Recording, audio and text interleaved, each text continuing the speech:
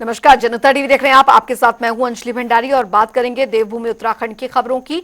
तो देहरादून में मुख्यमंत्री पुष्कर सिंह धामी ने सरदार वल्लभ भाई पटेल के जन्म दिवस के मौके पर open run for unity cross country दौड़ में प्रतिभाग किया और इस दौरान मुख्यमंत्री धामी ने लौह पुरुष भारत रत्न सरदार वल्लभ भाई पटेल को श्रद्धांजलि अर्पित की। साथ ही कहा कि उन्होंने अपने जीवन का प्रत्येक क्षण देश की एकता और अखंडता के लिए समर्पित किया है। उनका संपूर्ण जीवन हमें राष्ट्र सेवा की प्रेरणा प्रदान करता है।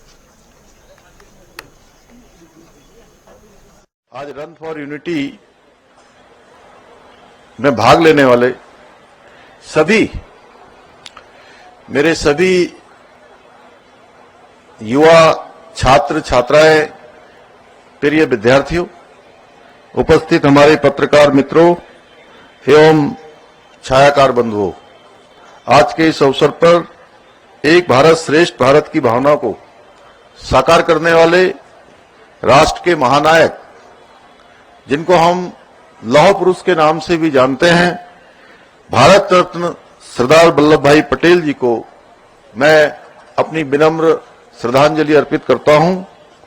सरदार पटेल जी ने अपने जीवन को, उसके प्रत्येक क्षण को देश की एकता के लिए, देश की अखंडता के लिए समर्पित कर दिया और उनका संपूर्ण जीवन राष्ट्र सेवा की प्रेरणा हम सबको प्रदान करता है।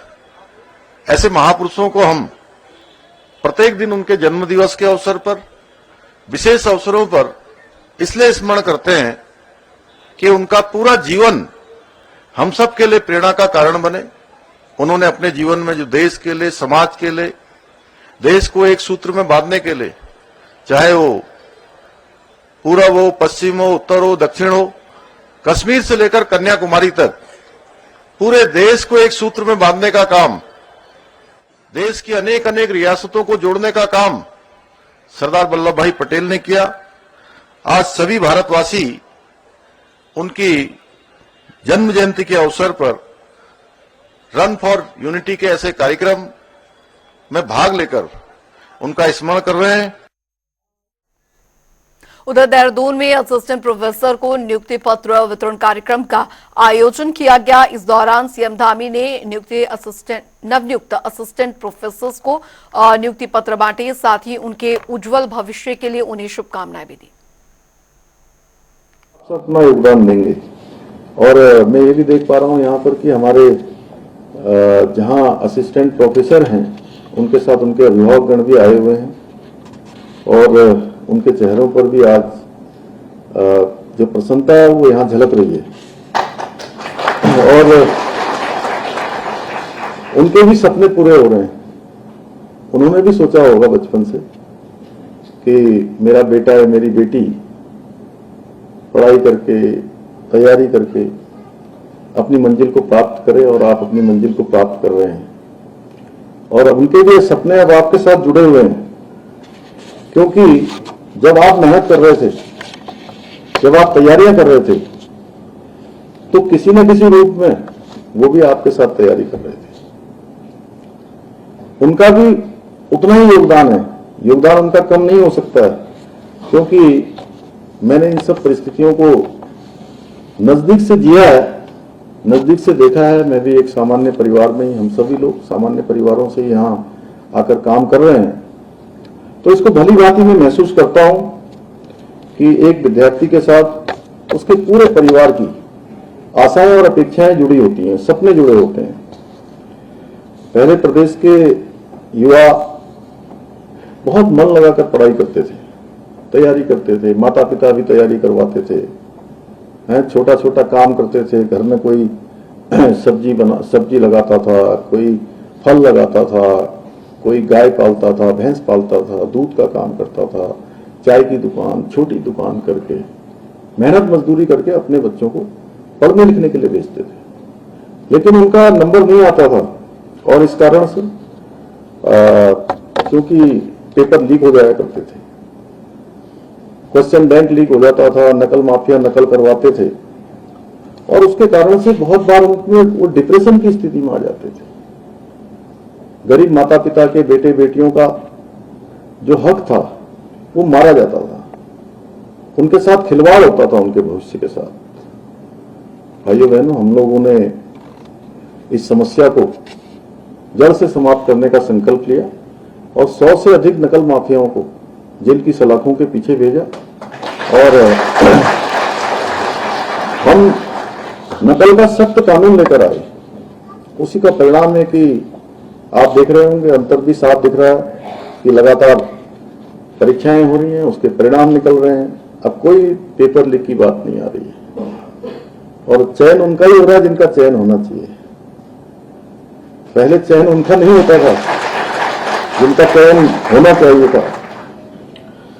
और अभी धन सिंह जी ने ऐसा बताया कि 18,000 साढ़े 18,000 हो जाएंगे, अभी 18,300 से ज्यादा अभी तक नियुक्तियां हो चुकी हैं। और हम लोगों का संकल्प है कि हम आने वाले साल के अंदर 10,000 से अधिक नियुक्तियां और करेंगे और जितने भी पद रिक्त हैं एक अभियान चलाकर इस काम को पूरा करेंगे। मेरी खुशी हो रही है कि जहां मैं इतने सारे असिस्टेंट प्रोफेसरों को देख रहा हूं, वहीं मैं उत्तराखंड के पीसीएस परीक्षा का परिणाम आने के बाद पूरे उत्तराखंड के अंदर मैं अनेक जनपदों में गया हूं। कोई जनपद ऐसा नहीं है जिस जनपद से 10 से कम लोग पीसीएस की परीक्षा में जिनका चयन न हुआ। और अच्छा लगता है कि जब जो अभ्यर्थी हैं, सफल अभ्यर्थी तो मिलते ही हैं कि मेरा एक में भी हो गया चयन, दूसरे में भी हो गया, तीसरे में भी हो गया, कुछ मिलते हैं 4 में भी हो गया और कुछ एक ऐसे भी मिलते हैं 5-5 परीक्षाओं में चयन हो गया। और उससे बड़ी बात क्या है कि मैं अभी एक दिन खटीमा गया था,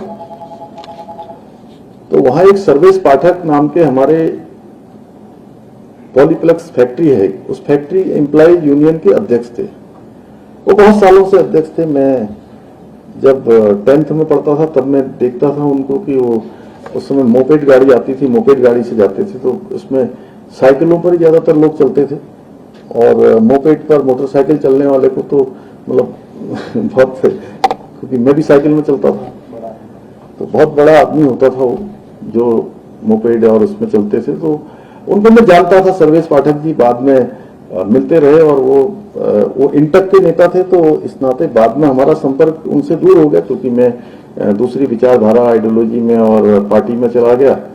लेकिन मेरे सामान्य रिश्ते उनसे बड़े अच्छे थे। जब भी मिलते थे तो मैं उनको प्रणाम करता था। अब तो बुजुर्ग हो गए, उनकी आयु लगता है मुझे 65-70 साल की होगी। तो एक दिन मैं वहां सभी से मिल रहा था, तो सब काफी सारे लोग बैठे हुए थे, तो उसी लाइन में वो भी बैठे हुए थे। तो मैंने उनको कहा, अरे पाठक जी भाई साहब आप क्यों आए, फोन कर देते मुझे, आपने क्यों कष्ट किया? बोले नहीं मैं आज आपको केवल मिलने के लिए आया हूँ, किसी काम के लिए नहीं आया, आपका धन्यवाद करने के लिए आया हूँ। आपकी भतीजी ये कई साल से जो है नौकरी के लिए फार्म भरती थी, इसका नंबर नहीं आता था, लेकिन इस बार ये मत्स्य विभाग में जो है ऑफिसर बन गई है। तो फिर खैर बेटी भी मिलने आई, उसने भी धन्यवाद किया। तो ऐसे बहुत सारे उदाहरण। मैं अभी टिहरी जनपद में गया था, वहां भी जो है बहुत सारे माता पिता मिले, कहते हैं कि ये नकल का अध्यादेश लागू होने के बाद जो है हम सबको चयन का अवसर मिल रहा है जिनको पहले नहीं मिलता था। और अब सबके अंदर एक आत्मविश्वास भी आया है पूरे प्रदेश के अंदर, और आत्मविश्वास माता पिता के अंदर भी आया है कि अगर बच्चे हमारे अच्छी तैयारी करेंगे तो निश्चित रूप से उनका चयन होगा, अब उनके साथ कोई खिलवाड़ नहीं करेगा। तो भाइयों बहनों, हमारी सरकार विकल्प रहित संकल्प के मूल मंत्र के साथ उत्तराखंड को देश का श्रेष्ठ राज्य बनाने के लिए काम कर रही है और हम प्रदेश का समग्र विकास सुनिश्चित करने के साथ ही प्रदेश की शिक्षा व्यवस्था, इंफ्रास्ट्रक्चर ये सब मजबूत कर रहे हैं। अभी धन सिंह जी ने बहुत विस्तार से उसके बारे में बताया आपको, और बताते क्योंकि समय कम है, हम लोगों को जानना भी है। मेरा भी मन होता है जब भी मैं अपने विद्यार्थियों के बीच में होता हूँ, शिक्षकों के बीच में होता हूँ, क्योंकि लंबा कालखंड और 10 वर्ष का ऐसा कालखंड मेरा भी विश्वविद्यालय में बीता है। इसलिए मुझे अच्छा लगता है कि मैं ऐसा कोई भाषण नहीं देता, क्योंकि सबसे कठिन भाषण देना अगर किसी के सामने होता है तो जानते हैं किसके सामने होता है, जो काम आपका शुरू होने वाला है उनके बीच में। चलिए खबरों में आगे बढ़ेंगे। उधर देश भर में आज धनतेरस का पर्व मनाया जा रहा है। इसको लेकर सीएम धामी ने प्रदेशवासियों को शुभकामनाएं दी। आप सभी को धनतेरस पर्व की हार्दिक बधाई एवं शुभकामनाएं।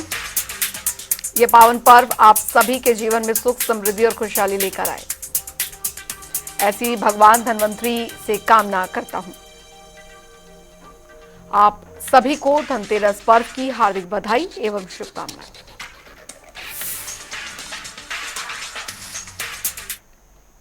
उधर केदारनाथ उपचुनाव को लेकर बीजेपी कांग्रेस की ओर से प्रत्याशियों के ने अपने नामांकन दाखिल कर दिए हैं। बीजेपी इस सीट को जीतने के लिए अपनी एड़ी चोटी का जोर लगा रही है। बात करें सीएम धामी की तो उन्होंने साफ कहा कि केदारनाथ सीट पर निश्चित तौर पर बीजेपी की जीत होगी। इसके अलावा सांसद अनिल बलूनी का भी कहना यही है, केदारनाथ सीट से बीजेपी की बड़े अंतर से जीत होगी।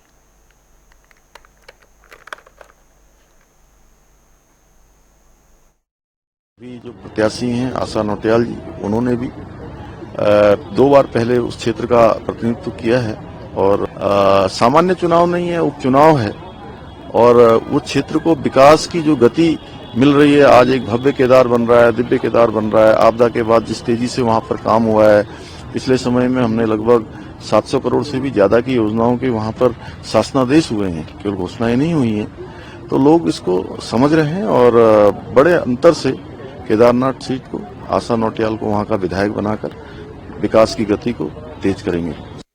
कांग्रेस तो यही बात हरियाणा में भी कह रही थी, तो इसलिए हरियाणा में भी बहुत बड़े बड़े दावे कांग्रेस के तमाम नेता कर रहे थे। परिणाम क्या आया वो सब आप लोगों ने देखा है।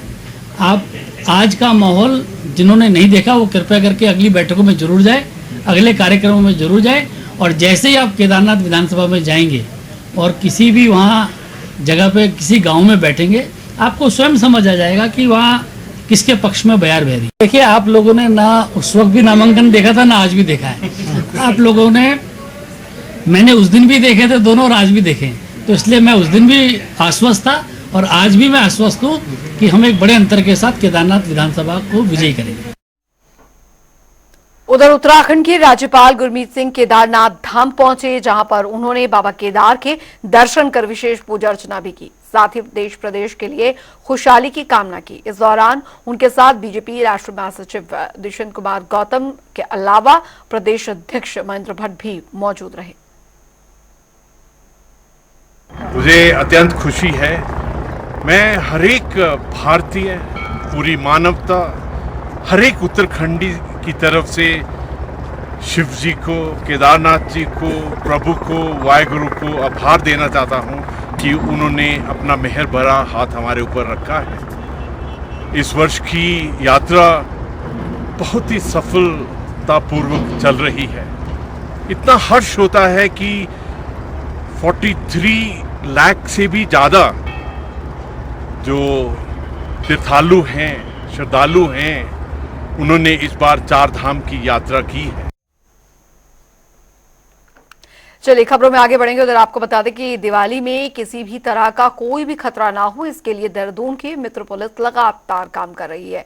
वहीं जानकारी देते हुए एसएसपी अजय सिंह ने कहा कि बाजारों वाली जगहों पर हम पुलिस की पैदल गश्त करा रहे हैं ताकि किसी भी तरह की कोई भी घटना ना हो। साथ ही उन्होंने कहा कि बाजारों में पिंक बूथ स्थापित किए गए हैं ताकि किसी महिला के साथ कोई भी छेड़छाड़ संबंधित घटना ना हो। देखिए, ये जो पर्व है दिवाली का पर्व, साथ ही साथ इस माह भी बहुत सारे ऐसे पर्व रहते हैं जो त्योहारों के लिए फेमस है। तो इस कारण से जो खासकर हमारे पलटन बाजार हो या और भी मार्केट्स हैं, मॉल्स हैं, इसमें काफ़ी भीड़ देखी जा रही है।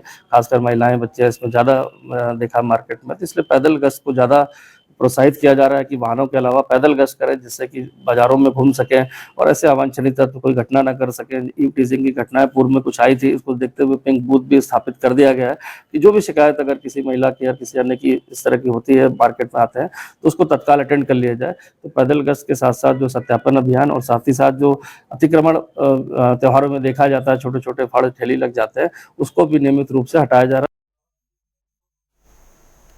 वहीं उधर उत्तराखंड में गन्ना पेराई का काम 15 नवंबर से शुरू हो जाएगा और इसके लिए गन्ना मिलों में तैयारी शुरू कर दी गई है, जिसको लेकर गन्ना विकास मंत्री सौरभ बहुगुणा ने कहा कि सरकार इसके लिए लगातार प्रयासरत है। साथ में उन्होंने कहा कि उत्तराखंड में गन्ना मिलों के मॉडर्नाइजेशन के लिए सरकार ने करीब 80 करोड़ लागत खर्च की गई है।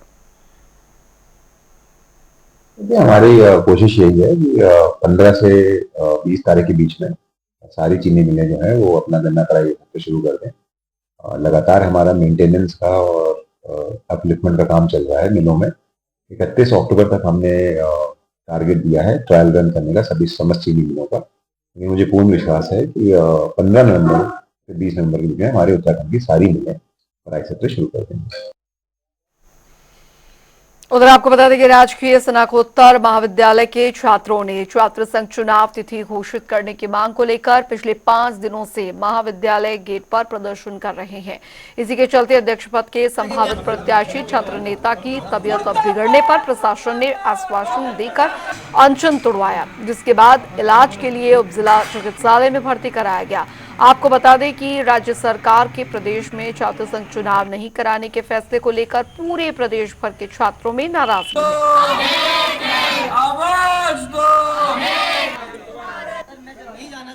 5वां दिन है। 2 दिन से हम क्रेवी गठन में बैठे थे और आज हमारी भूख हड़ताल को तीसरा दिन। हमारा बड़ा भाई हर्षित सिंह जो भूख हड़ताल बैठा था, उसका स्वास्थ्य खराब होने के कारण उसको प्रशासन द्वारा हॉस्पिटल ले जाया गया है। उसकी अभी तबीयत थोड़ी सीरियस है और अगर हमें आश्वासन दिया गया है कि 4 तारीख तक इस तिथि को लेकर कुछ ना कुछ कार्रवाई करी जाएगी। अगर इस पर कुछ कार्रवाई नहीं होती है तो 4 तारीख से फिर से अपना धरना हम अपना कंटिन्यू करेंगे और हाँ शायद हर्षित सिंह के साथ और लोग भी इस भूख हड़ताल पर बैठें। धन्यवाद। मैं कॉलेज प्रशासन और कुमाऊं यूनिवर्सिटी प्रशासन से यही मांग करता हूं कि आप इस पर कोई ना कोई कार्रवाई करें। उधर भारतीय राष्ट्रीय छात्र संगठन एनएसयूआई के प्रदेश अध्यक्ष के नेतृत्व में उत्तराखंड सचिवालय का घेराव किया, जिसमें एनएसयूआई के कार्यकर्ता सागर सेमवाल को चोट आ गई है। और वहीं एनएसयूआई के प्रदेश अध्यक्ष विकास नेगी ने बीजेपी सरकार पर आरोप लगाते हुए कहा कि बीजेपी की सरकार ने छात्र संघ चुनावों पर रोक लगाए जाने का षड्यंत्र रचा है। साथ ही उन्होंने कहा कि प्रदेश में यूजी और पीजी में प्रवेश की अंतिम तिथि 24 से 25 अक्टूबर तक रखी गई है, जबकि प्रवेश के लिए 30 मई से 13 जुलाई की तिथि तय की थी। प्रमुख मांग यही है कि हमारे जो छात्र संघ चुनाव बहाल हो। ये सरकार का दोहरा चरित्र है। एक तरफ नरेंद्र मोदी जी ये बात कहते हैं कि युवाओं को राजनीति में आना चाहिए, और जो युवाओं के राजनीति में आने का जो प्रथम पीढ़ी होती है वो छात्र संघ चुनाव होते हैं। इससे लीडरशिप डेवलप होती है और उसको आप बंद कर रहे हैं। धन सिंह रावत जी खुद छात्र संघ राजनीति से निकले, इससे बड़े बड़े नेता उत्तराखंड के सब छात्र राजनीति से निकले हैं और चुनावों को बंद करके क्या साबित करना चाहते हैं? ये सोचनीय विषय, गंभीर विषय। देखिए, जिस प्रकार से पूरे प्रदेश में जो छात्र चुनाव को स्थगित करने की जो माननीय हाईकोर्ट द्वारा जो फैसला हम सब लोगों के बीच जो है सुनने को मिला था, उसी का विरोध करने के लिए हम यहाँ पर आए हुए हैं। देखिए, माननीय धन सिंह रावत जी जो इसी छात्र राजनीति से निकलकर आज अपने पद पर आसीन है और वो कहीं ना कहीं युवाओं की, छात्रों की आवाजों को इस प्रकार से कुचलने का कार्य कर रहे हैं, जो काफी निंदनीय है और जिसकी हम घोर निंदा करते हैं। देखिए, हम आज सचिवालय घेराव कर रहे हैं और हमारी सिर्फ एक ही मांग है कि प्रदेश में छात्र संघ चुनाव होने चाहिए। ये एक तो सरकार का षड्यंत्र है कि कैसे चुनाव को ना कराया जाए। सरकार हर एक चुनाव से भाग रही हो, आप पंचायत हो, नगर निगम हो, जो भी चुनाव हो, उन सब चुनावों से भाग रही है। सरकार भाजपा की सरकार है और भाजपा के कार्यकर्ता द्वारा IT सेल का जिला संयोजक है ऋषिकेश का महिपाल सिंह, उसके द्वारा ही PI लगाई जाती है। 17 तारीख को वो शासन को लेटर लिखता है चुनाव ना हो, और 17 को ही वो मेल करता है, सब कुछ 17 तारीख को ही करता है, 18 को PI लग जाती है और 16 को केदारनाथ उपचुनाव का घोषणा होती है। तो कहीं ना कहीं पूरे एक षड्यंत्र है छात्र संघ चुनाव को ना कराने का। पूरे प्रदेश में जो भाजपा सरकार है कोई भी चुनाव नहीं कराना चाहती है, इसी को लेकर उन्होंने छात्र संघ चुनाव में भी रोक लगाई।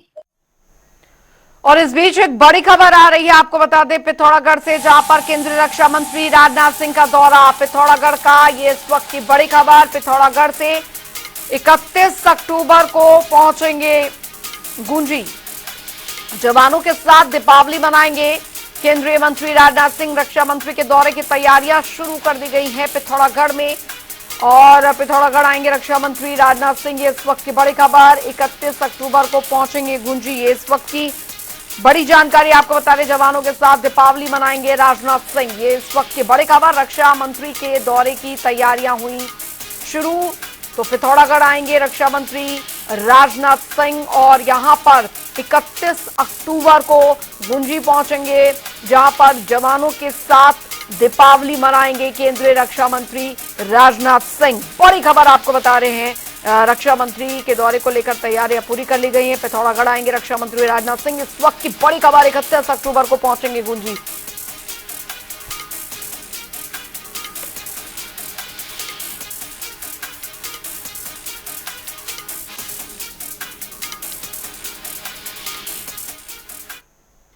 आगे बढ़ेंगे, एक और बड़ी खबर, बड़ी जानकारी आ रही है, वो आपको बता दें। तो बड़ी खबर, बड़ी जानकारी इस बीच आ रही है, जहां पर हेली एम्बुलेंस सेवा का होगा लोकार्पण।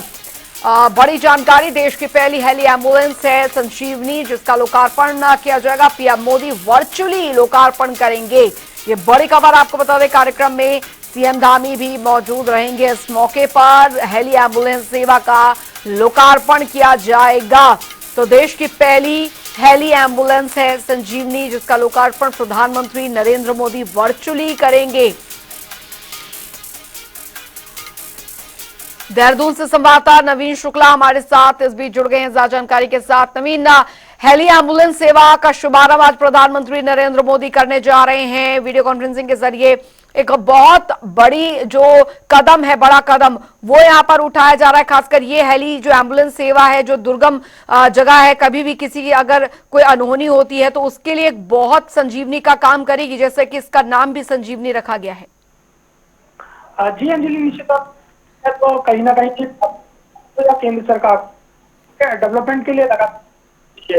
इसके साथ ही में जो हेली का आज प्रारंभ होने जा रहा है, साथ ही नरेंद्र मोदी शुरुआत करने जा रहे हैं। सबसे बड़ी बात है कि पहाड़ी क्षेत्र ऐसे हैं, क्षेत्र है जहाँ पर आवागमन नहीं हो पाता, जो बीमार होते हैं समुचित इलाज, लेकिन कहीं ना कहीं एम्बुलेंस की जो शुरुआत उससे जो को तुरंत इलाज और राहत दी जाएगी। सरकार और केंद्र सरकार के काम का प्रधानमंत्री नरेंद्र मोदी जो संजीवनी है की शुरुआत करने जा रहे, और कहीं ना कहीं प्रदेश के लिए भी हो जो दुरुस्त करने किया जा रहा था, इसके तहत ठीक, आप नजर बनाए रखिए नवीन, आपसे आगे भी अपडेट लेते रहेंगे। बहुत बहुत शुक्रिया नवीन इस तमाम जानकारी के लिए।